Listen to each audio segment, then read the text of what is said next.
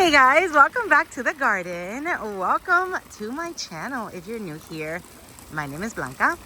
So today's video, just a morning walk. I have my coffee in hand and it's still really hot.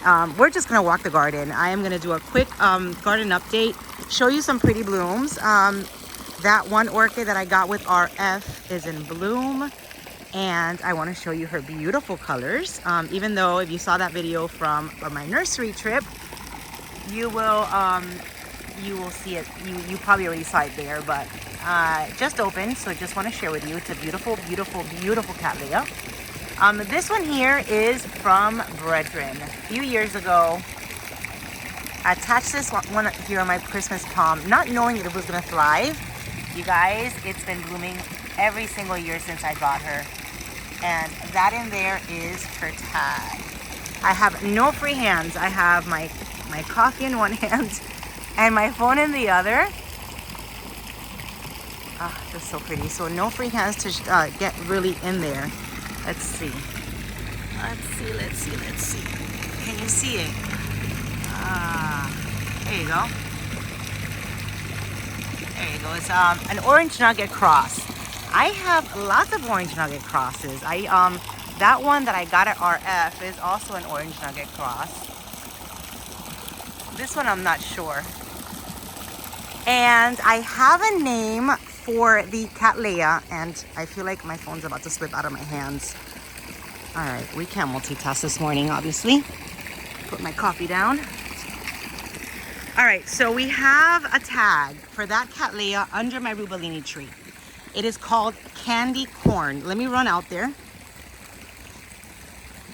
My coffee is too hot. I'm just gonna put it down. Let me go run out there under my rubellini and show it to you. When I was at the Ophi show, I saw that orchid. They actually brought it. They actually brought it to the Ophi show. So, oh, and another thing I wanted to talk to you guys about, which I just remembered because I saw some pollen. So did you guys know that pollen actually brings thrips? I have so much pollen. I mean, look at all the pollen on my palm trees. So pollen attracts thrips.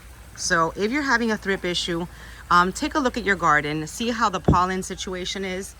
Because I just learned this weekend that pollen attracts thrips, or there's a connection between pollen and thrips. I do not know if it attracts it or if when there's thrips, there's pollen. Maybe they're the ones that create. No. Now I'm being crazy. But I do know there's a connection between thrips and pollen, as Hayden was explaining to actually myself and Wendy. And I do have issues with pollen because of my huge palm trees up there. See all that? All that is pollen. So sometimes I come out here and everything is just covered in pollen. So if you are having a thrips issue or something going on in your garden with thrips, see what the pollen situation is, because there's a connection. And then you can treat thrips with orthine, which is very, very toxic, but it works so well. And then you can also give it some permatrol, which is a little bit less just like an insecticide, something that will be less toxic. And yeah, so just check that out. So this one, you guys, is called the Cattleya candy corn. I did get lots of messages on this one, and let me show you this, because these are, oh my god, and these are more vibrant. So these are called the Cattleya candy corn. I have a tag now. Don't know what happened to her tag, but I saw it at Ophi and immediately I was like, this is the one that's growing under my rubellini tree. So if you guys love this one, Cattleya candy corn, and not sure how many they have in stock at Cruel Smith, but they were for sale at that Ophi show. And look at how it grows. I mean, it just has these beautiful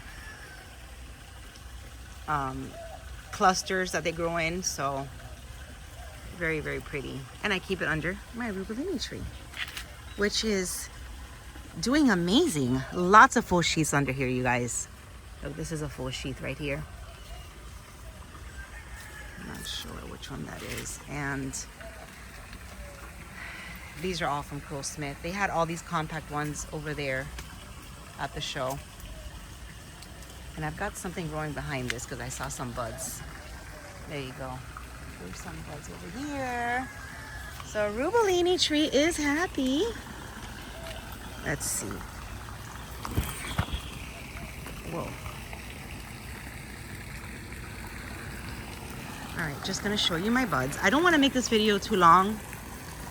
Sometimes when I'm out here in the garden, I just, you know, I think it's a good idea to just bring my phone out and just show you guys what's going on when I probably already did it like 2 days ago. So it's probably gonna be a little bit repetitive because, you know, if I want to be here often like you guys want me to be, sometimes there's not much to show. So, but today I do have some new blooms. My why not? It's a beautiful yellow why not, and I think I have one that's in bud right now.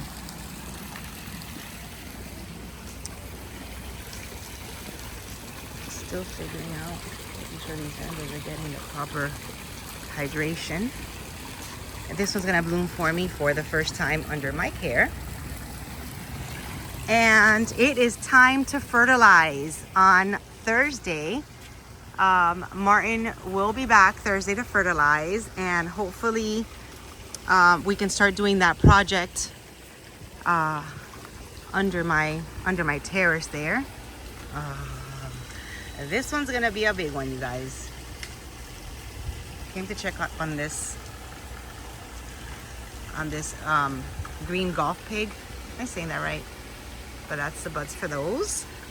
And then I need to find a space for my Lubeniana, because I'm gonna put her out here. So I'm gonna look for somewhere to put her. And I do have another space for my my Nobiles. Wendy and I were kind of like practicing where I was gonna put them. So we found a spot. So I'll share that with you guys in my next morning walk. Because hopefully Thursday, today's Tuesday, hopefully Thursday when Martin comes out, I can do just another video, kind of like another tutorial, show you what he's using in my garden so that you guys can follow along if you need some fertilizing tips and tricks. Not sure if this time, probably going to get him probably orthene to add to the mix. I'm not sure if you could do it at the same time as when he mixes all the, you know, all the nutrients and all the fertilizers. This is my other, oh, you guys asked for the Gumbo Limbo. So I'm gonna just walk over to the Gumbo Limbo tree really quick for those that were asking. So yeah, I don't know if it's a good idea for me to mix the orthene with the fertilizer. I am going to call the guys at Ophi and just make sure, because if the pollen and the thrips and all that have a very good connection, then I'm gonna have lots of thrips in the garden because I have lots of pollen. So I want to do a preventative. So maybe Permatrol will be better and it's less toxic, but I'm anyway gonna call him to see if he thinks I should add that, or maybe just add something stronger like orthene to just get rid of any insects that might be thinking of brewing, especially now that it's gonna get super, super hot over here in Florida. So my Gumbo Limbo tree, you guys, somebody asked about, I don't show my Gumbo Limbo tree anymore. How is it doing? It's one of my favorites. So let me just walk over to it. In the meantime, just showing you some dendrobiums that are budding up. This is gonna be a pretty one.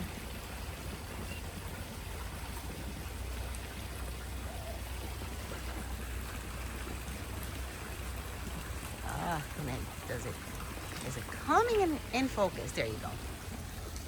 And then my Oriental Smile is gonna start budding up soon. Oh my goodness, look at this. Look at the flowers on my Birds of Paradise. This one has 2. And this is the one that's gotten the largest. I mean, this one has grown so nicely. Let me zoom it out. Look how pretty.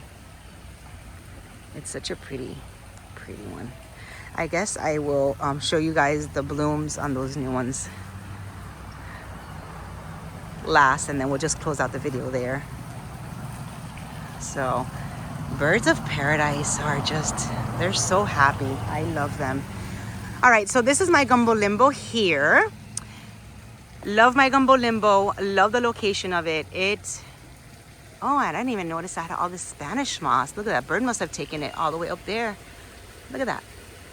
We've got Spanish moss growing from it up there.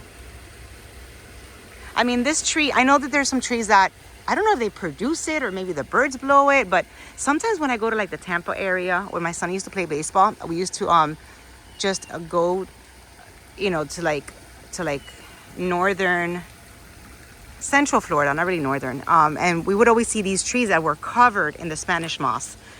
And I don't know if the trees actually produce it or if that's just birds that bring it up and then it just starts multiplying. In my case, it's the birds, because this is a Gumbo Limbo. I've never seen any Spanish moss being just growing out of it. And I don't know if those trees that I see in Central Florida grow them either. Maybe it's just birds. But that whole thing of Spanish moss right there definitely was a bird that took it there and then it multiplied. And yeah, but this is my Gumbo Limbo tree, you guys. This one is native to Florida. It peels, and to me, orchids adhere to it amazingly. They love to just wrap their roots around it. They love it. My location of my Gumbo Limbo is east facing, so it gets that nice morning sun. Look at how that sun is just glowing there on my Cattleyas. And my Cattleyas on here, and I even have I even have a Cymbidium on here that blooms. So this is an amazing, there's my Cymbidium right there. So this is an amazing location for this Gumbo Limbo. I love it. If you guys have any in your garden, take advantage and mount orchids on it. If you guys live here in Florida, South Florida, or if you guys are in somewhere that you can grow your orchids like this.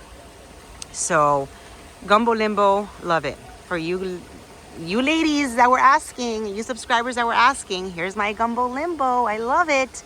My sister calls it the haunted tree because it goes bare during the winter and it looks kind of like one of those haunted trees in those scary books or whatever, scary movies. But at this time it starts to get the leaves and she is no longer bare. So we're getting some leaves from her. And then I've got Cattleyas, that one Cymbidium. I have zygos on here, mostly Cattleyas is what's on here. So now with their fertilizing and their treatments are gonna get good. And look at my anosmums are also budding up. Yeah. Who's gonna watch my morning walks in spring? Because they're gonna be a show, a total show, especially with all the fertilizing. Do I sound like a commercial? Who's gonna be here in spring watching?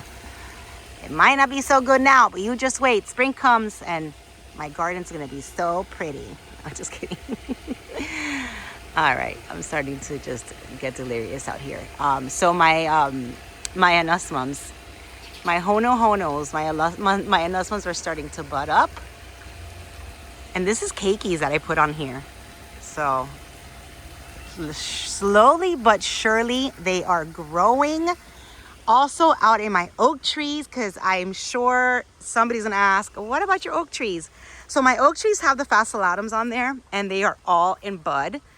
Not in bud, they're all in spike.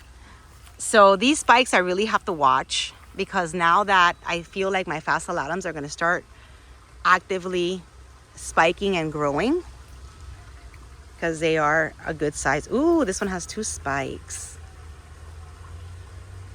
Look, you got a spike here and a spike right there. And they are all spiking. And for those that like mango trees, here's my mango tree. I used to keep fowls under here. But I haven't attached any fowls under there in a while, so there's nothing there right now. Maybe I'll do that. Look at the pretty view. Huh? I love the way they're growing. The staghorns are getting huge. This was actually my smaller one. Obi, what are you eating? They start eating grass and they start throwing up. My staghorns, this was a little one. It's actually outgrown the other one. That was my big one. So these tagworms are growing really fast. I like to throw in some phals in there sometimes, and they bloom. There's a few. Obi, don't eat grass. There's a few. Here's another one. Another spike on my fascillatum. There's a few phals inside of this one. So hopefully it's still alive in there and it'll bloom again. And then this is my other fascillatum on this other oak tree. Oh no, I think I have to secure that. Oh my goodness. Okay, so this was a spike and now the spike broke. Oh, this is disappointing. All right, well, this was a beautiful spike and now it's broken. It's either broken or, which is what I was gonna get to, or eaten. Because, let me show you. My husband thought it's a good idea, or thinks it's a good idea, which is probably a good idea, but not if you're trying to grow orchids out here. To put a bird feeder, you see it? For my grandson. They did this little project together, which is so cute, and I'm not taking that away from him. He's always thinking of things to do with my grandson. But he put this bird feeder here, and it's all adorable until you see all the squirrels coming to get the bird food. So I told him, and I was like, listen, I love the bird feeder, but I just don't want the squirrels to start messing with my orchids. So that's that spike there. I have to watch this one, because obviously that one on my other oak tree got either the tip fell off, or it got bitten by a squirrel, or it got bitten by an iguana. I don't know, but it's like half broken or half eaten. So I'm gonna watch these. Maybe you know, just keep watching them, making sure that this one blooms and the squirrels don't mess with it. Because unlike Melissa, which is my friend Melissa from Melissa Loves Orchids, she says she has demon squirrels in her garden, that she cannot keep any orchids on her trees because the squirrels come and eat it. The squirrels in my garden are good to me. They've never messed with my orchids, but I just don't know if now having this bird feeder there is going to attract them more. So we will see what happens. I'm a little bit disappointed about the fascillatum. Really was not expecting that to be cut in half like that, but the joys of growing outdoors, those are, you know, some of the things that happen. It could have been anything. It could have been another, you know, a frog. It could have been an iguana. It could have been a squirrel. It could have been anything. A bird. I don't know. But I'm just gonna check really quick on my other fascillatum that is behind here. And then my Walkeriana Kenny is budding too, which also blooms every year for me. That's the buds on her. And this is the other spike on that fascillatum. So fascillatums are smaller than dancing ladies, and they're a little bit more brown. It's a species, and they love the bright sun, and they get huge. So I have lots of those around the garden. So let me now show you the blooms. Make sure I put my phone that I don't get my reflection because I'm still in my robe. All right, look how pretty. So these are the ones that I got. I showed you guys these in my nursery way at the end. Oh, look how pretty. See all the pollen that I'm talking about? It's everywhere. Literally everywhere. All over my leaves, everywhere. All over my orchids. But yeah, this is the one that I got at RF. I think it was such a steal. So let me just show you the tag in case you missed that video, because you love watching my morning walks and did not watch my my show one. But this is the tag for this pretty girl. So I did see this one when I walked into RF, and I was like, oh, it's so pretty. For some reason, these orange orange Cattleyas with a color combination of the fuchsia. They really, really, really catch my eye. So I did see her at the front, and then I started walking around, and I happened to bump into this one that was bigger and had six buds. So now 2 of my buds have bloomed. The other ones are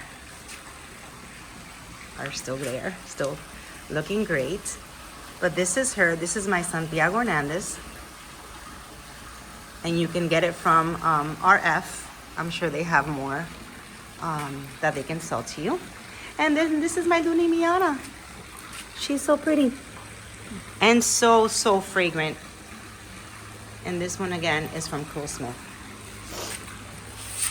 And these are priced at $35 or $45. It's pretty. So yeah, very excited about my purchases. Let me just grab my coffee before it gets pollen all over it. All right, guys. So this is today's video. Morning walk, morning update, pretty blooms, garden update, and that's it. I hope to see you here back in the garden on Thursday when Martin comes over. Just because I wanna show you everything he's gonna use for his second fertilizing application. We did it about 15 days ago, where you guys saw, if you watched that video, how he just came out here with a huge 25-gallon bucket, which he filled up maybe like 1.5. So I probably did about 30 gallons of fertilizing in my whole entire yard. So I'll be back here to share that with you guys, and hopefully he can bring everything, all the materials to start that project, because that project is intended for my Cattleyas. And as you see, I already have 3 that I got this weekend, plus the ones that I got at Smith when I was there, plus the ones that I got at the last show in Boca. Or no, did I get anything? I didn't get anything in Boca. What I got in Tamiami. Did I get Cattleya? I don't know. I have like 6 Cattleyas that are, they're just ready to be placed somewhere, and I really need that project done. So hopefully it'll happen on Thursday. Tune in, and I'll see you then. Thank you for watching. Have a beautiful, beautiful, beautiful week, and I will see you soon in my next video. Bye-bye.